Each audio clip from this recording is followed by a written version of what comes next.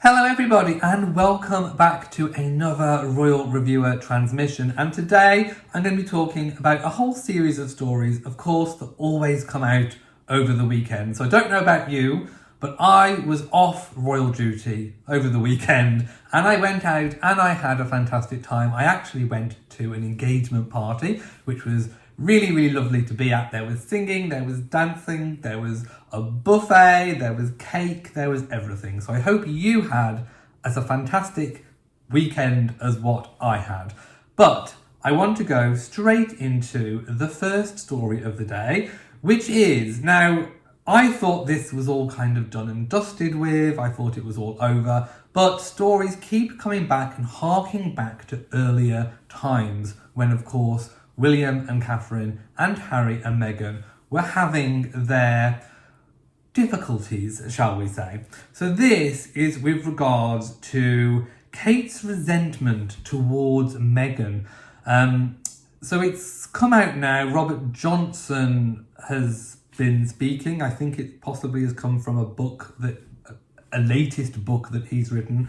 And it's about the Princess of Wales was denied a final goodbye with the Queen because she had to stay away from Balmoral to ensure that, and it says Harry's wife, of course we mean Meghan, couldn't come.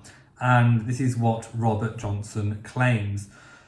So, the Princess of Wales, let's deal with the built-up resentment. I mean, definitely there has been a build-up of resentment, and especially there has been obviously a series of bombardments, attacks, missile launches, full-scale war, declaration of war, whatever you want to call it, from Montecito, literally raining across the pond with the Oprah interview and, of course, the book Spare, the Netflix documentary, bits and bobs that came out of Meghan's podcast. So, yes, there was resentment, I think, building from the Princess of Wales' side. So when it came to finally, those final hours of the Queen's life, once message reached the wider royal family, obviously Charles made the dash, King Charles, I should say now, made the dash, Prince of Wales as he was back then. It's hard to know what to call people. Do I call people by the titles they were at the time it happened, or do I call them by their new titles now? Let me know in the comment section below what you would prefer. But I'm going to go with the King, because then people know who I'm talking about and they won't get confused with William. Okay, so the King made his dash, of course, to be by his mother's bedside in those final hours. Princess Anne was already there, and there was talk that Charles spent some time at Burke Hall in the gardens before, kind of during the Queen's illness. But Princess Anne definitely remained by the Queen's bedside for pretty much the whole time. But then word got out to the wider royal family and they started to make their preparations to come. Now, of course, just purely out of coincidence, Harry and Meghan were in the country at the time. So once word eventually reached Harry, because he was difficult to reach at the time, I think open channels of communication were not working very well even then.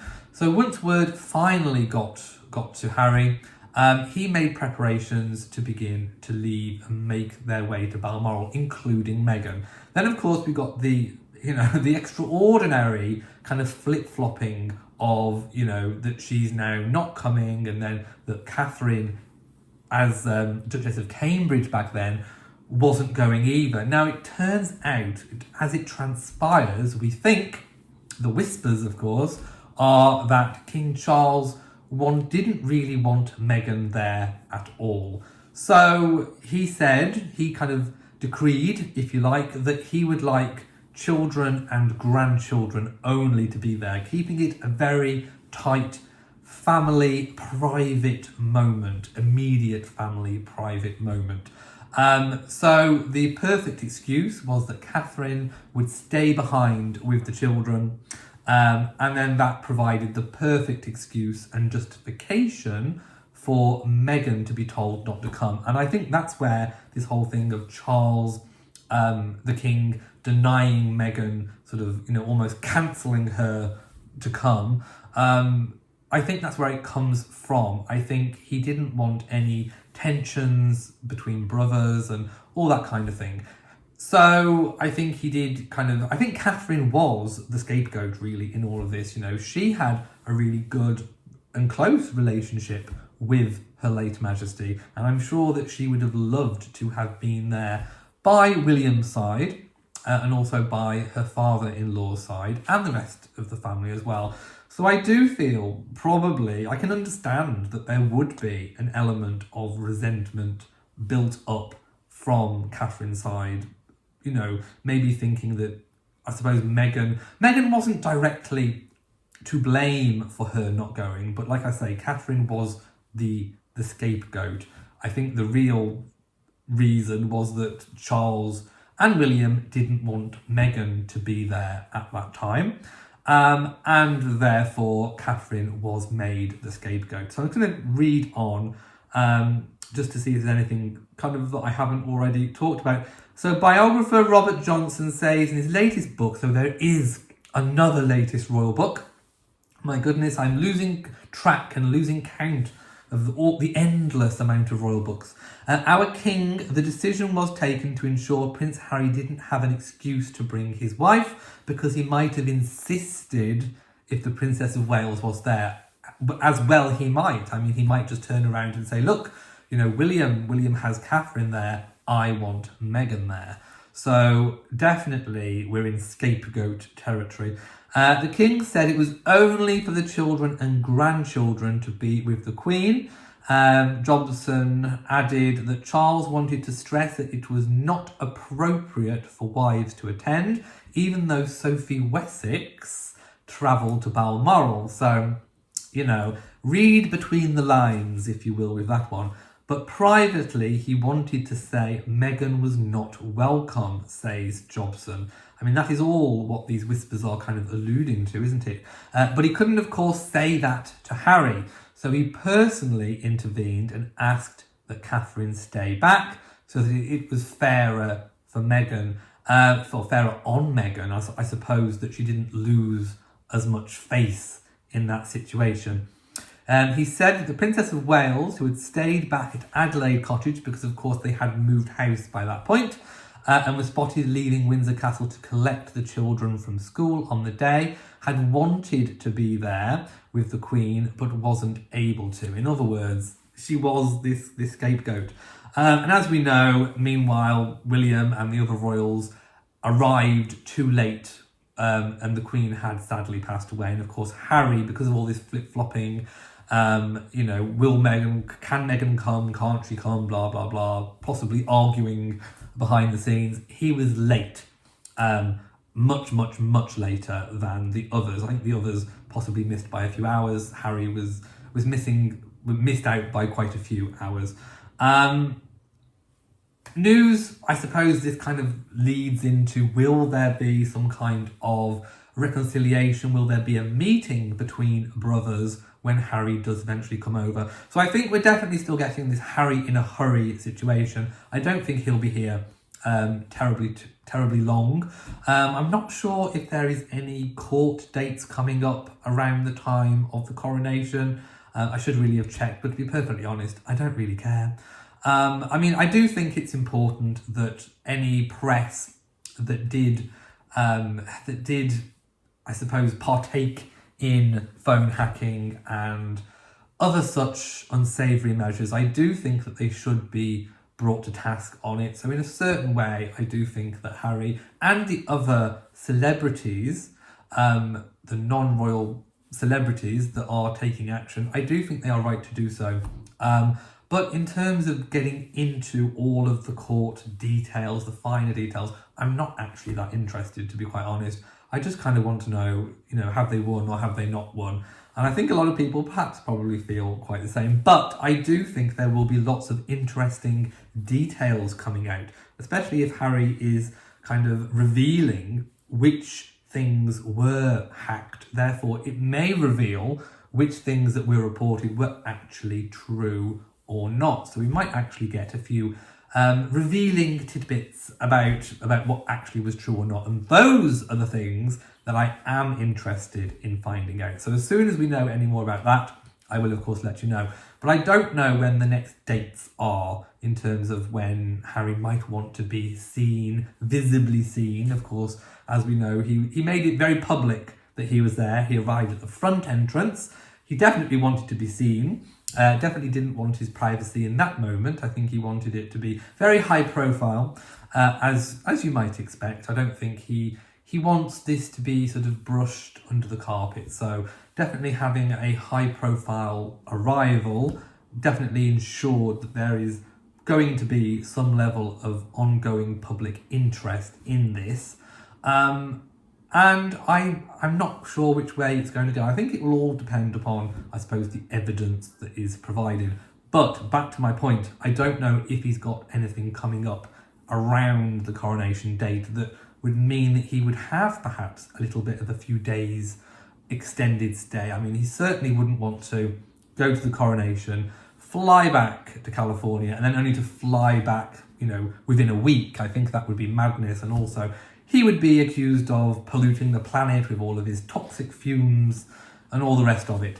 So, yeah, it depends how long he stays, depending on what else he has on in the UK at that time, including, obviously, the court case. But I do think we will be seeing Harry in a hurry.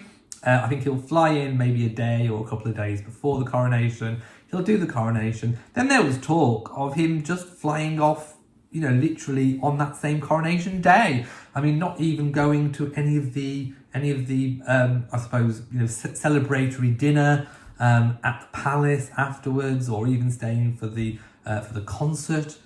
I think we're definitely going to get Harry in a hurry. So will William and Harry meet? Will they reconcile? Will they have anything meaningful to say to each other?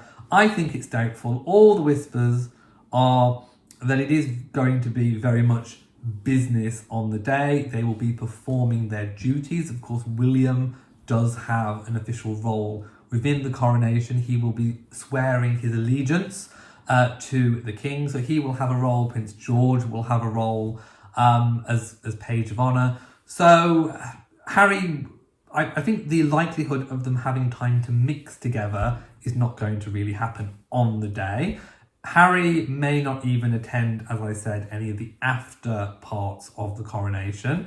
He may just attend the ceremony. And then, although Harry will be residing, we think, at Frogmore Cottage, in terms of will they meet for afternoon tea, I think that is very highly unlikely. I don't think we'll be seeing that. So I don't think this is the occasion that they are going to be using for any kind of reconciliation. I hope in the future that there is some kind of reconciliation, but I don't think now is going to be the time for that to happen. And going back to Catherine's kind of ongoing resentment, is anything ever going to appease that level? Like I said before, and I've said on many an occasion, a line needs to be drawn in the sand, and they all just need to get on. Right, so the next thing I want to talk about is kind of a continuation. I did speak about this in the previous video, about Sarah Ferguson not being invited to the coronation. Now, she seems quite happy when she was talking about it. I think she was on Loose Women. Of course, she's been promoting her book, which is actually turning out to be very successful. It's her second book in the series. She has a co-writer, not a ghostwriter as such. I mean, she's been quite open and honest about having kind of like a co-author, but certainly a lot of the things in the book are based on, loose elements of Sarah's life and experiences. So her first book did very well. Of course, she was commissioned to write another book, which we are seeing now, and she was promoting it, and she did let slip that she hadn't been invited to the coronation, and that she would be putting up bunting at home like millions of other people across the nation, across the world, and across the Commonwealth. And she'll be having cake and all the rest of it and watching on TV. She didn't seem concerned. But the newspapers are trying to make a big, big thing of it, aren't they, my dears? So they've chosen the most gloomy photo of her in the car. I think she may even be sat next to Prince Andrew, and she's got a bit of a gloomy face, gloomy chops on her. Now, of course, everyone knows that there are moments if you took a snapshot of anyone's day, there would be moments where they would have all kinds of funny facial expressions, and including those ones that are just a little bit glum, a little bit on the side. And this photo captures Sarah, and I think they're trying to make out that she's been hiding away, that she's finally broken her silence. And the fact is, I don't believe any of that for a second. I think she's actually quite happy to be just sat at home watching it on TV. So I don't think... she posted... This is why they're saying that she's broken her silence. So she posted, and she is very active, of course, on Instagram. And of course, she's got a YouTube channel as well. She posted, "This is my friend John Chart's last trek. John, who suffers from motor neurone disease, climbs Everest to raise awareness, and how more research is needed." So she was posting about a charity event. Support John by donating to help find a cure and share. And in a follow-up tweet, she shared a photograph of John carrying a doll of Little Red, a character from one of her children's books. She wrote, "Little Red and team are by his side every step of this challenging journey." And of course, yesterday she was seen photographed in the car looking a bit glum. So I don't think she's broken her... I mean, she wasn't talking about the coronation, was she? Like I say, she spoke about the coronation initially. I think it was on Loose Women here in the United Kingdom. So, yeah, I think she's unbothered. I think she remains unbothered. And I think we should be most unconcerned about Sarah not attending the coronation. Although I would have liked to have seen her. To be quite honest, I remember, when she was at Eugenie's wedding, of course, her own daughter, Princess Eugenie, just in case you didn't know and weren't aware. And just how effervescent she was, how full of energy. I mean, she really is still almost like that kind of breath of fresh air. And I would quite have liked to have seen how she would have reacted and how she would have arrived and made an entrance at the coronation. I think it would have kind of lifted things. So I'm all for the Duchess, or Sarah, Duchess of York, being invited to the coronation. I would like to see her there, but I think she remains completely unbothered. Right, so my next story is one that I kind of quite enjoy talking about because it's one of my favourite times in the year, and that is when the Sunday Times Rich List is published, of course, in their Sunday newspaper. And I have been reading the Sunday Times Rich List since possibly the mid-90s, and every single year I loved scrolling through the pages, seeing who are the richest people, individuals or couples, celebrities, royals in the United Kingdom. And things have changed, let me tell you, things have changed. It's a bit like, by the way, if you're from the USA, it's a bit like the Forbes list. But it's based on, there are calculations and formulas in place. They do always explain it in the editions about how they kind of come up with and calculate the wealth. Of course, some people's wealth is probably not known, some people's wealth is probably hidden, but they do have a really good working, and I think fairly accurate, maybe not completely 100% accurate, but fairly as good as you're going to get estimate of incredibly rich people in the UK. And the royals have always been on that list, although not so much in recent years. I remember back in the 90s when the Queen was, the late Queen's wealth actually was said to include, or rather they included everything that was held in trust for the nation, which is of course billions and billions and billions of billions. And the Queen at one time was listed as being one of the wealthiest person in Europe. And of course, I think it was more towards the year 2000, or it was the late 90s, when they decided that they weren't going to include anything that was held in trust for the nation, and therefore the monarch's personal wealth has been kind of hovering and hovering around the 370 million mark, which is still an incredible amount of money, but that is personal wealth held in investments, perhaps the royal stamp collection, personal jewellery, not the crown jewels, things that are personally owned by the monarch, things that can be inherited. And of course, Charles, as Prince of Wales, of course, had the Duchy of Cornwall. Now, of course, technically he was the heir to the throne as soon as his mother became queen. But how it works is the money and the income, if you are a minor, when you are the next in line to the throne, i.e. the Duke of Cornwall, doesn't go to the heir. It goes kind of back into the royal coffers. And then when Prince Charles became of age and he took over the running of the duchy, that is when he started to receive that money. So because of the Queen's very long reign and Charles's own tenureship with the Duchy of Cornwall, he amassed by himself 250, 300 million pounds worth of personal assets. And of course, the Duchy of Cornwall also funds his engagements, that of the former Duchess of Cornwall, and of course, William and Catherine, and formerly Harry and Meghan as well. So, even after a £17 million divorce settlement to his ex-wife, Diana, Princess of Wales, he was still a very, very wealthy individual. So the word on the street, the whispers, are that the king is sitting on a fortune of close to £600 million, which is nearly double that of the late Queen. So there we go. One of the monarch's former aides said that the 74-year-old, obviously King Charles, carefully rebuilt his finances following his multi-million-pound divorce from Princess Diana in the 1990s. The Queen, on the last list count, the Queen's fortune was listed at 370 million. So there we go.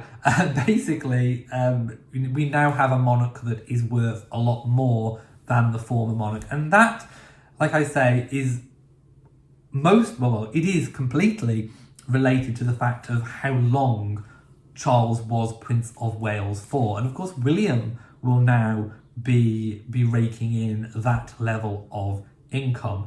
But when William becomes king, obviously it's going to be a much shorter time span than between the Queen and Charles.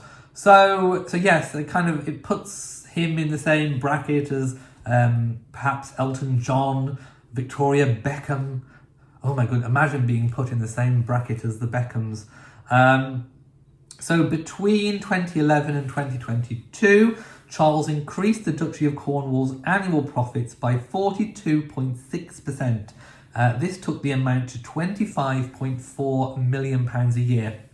But as I say, that had to cover his own expenses in terms of his royal engagements, but also that of the Duke and Duchess of Cambridge as they were then. Of course, now the Duke and Duchess of Cambridge get their funding directly from the Duchy of Lancaster and, of course, any money from Charles. So I just wanted to talk about, I suppose, that immense amount of money, and also inheritance. So Charles will not have had to have paid inheritance tax on monarch to monarch transfer. He voluntarily pays income tax on the income, but in terms of inheritance tax, that just gets completely transferred.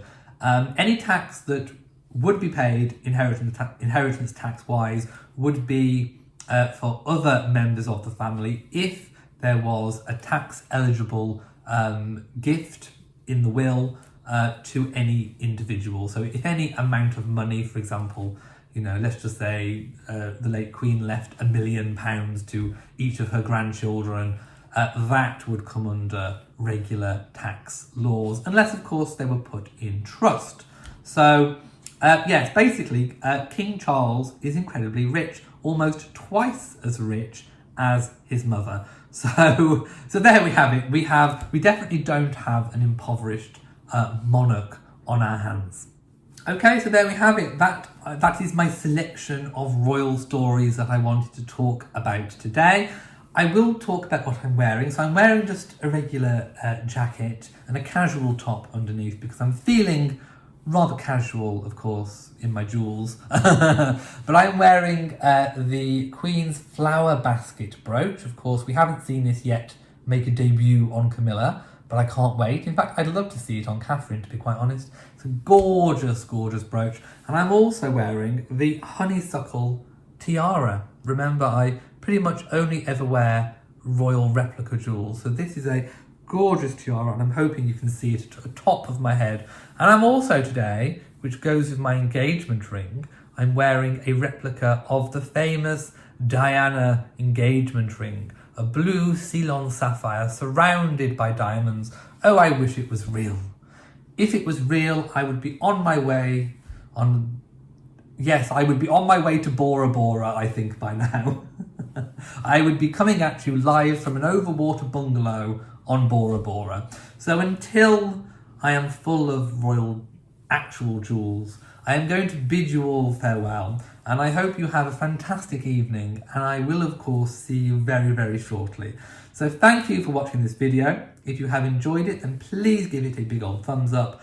Don't forget to share on social media, and of course do hit that bell so that you know whenever I upload a new video. So from me, mwah, to you all, and goodbye.